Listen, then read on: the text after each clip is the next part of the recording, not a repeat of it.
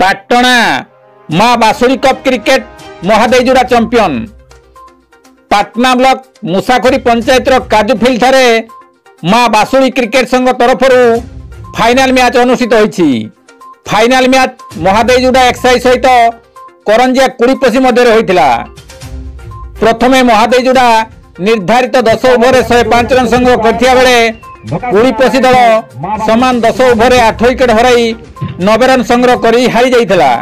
Final match रे मुख्य अतिथि भावे सरपंच भामामणि दास, मुख्य वक्ता भावे सांबादिक संजय कुमार साहू, सम्मानित अतिथि भावे पाटना निर्वाचन मंडल विधायक प्रतिनिधि कमलाकांत दास, सांसद प्रतिनिधि संजय कुमार पोलई, मोहन चरण महांत प्रमुख योगदान करथिले।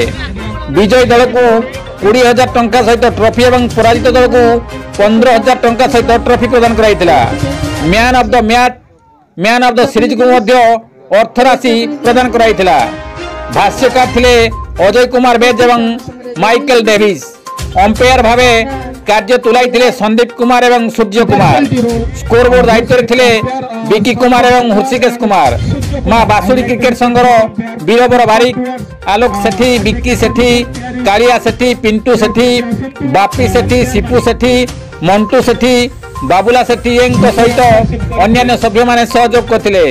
फाइनल रे हजार हजार दर्शक खेल उपभोग करथिले। Kavindra Raut report, KD news Odia.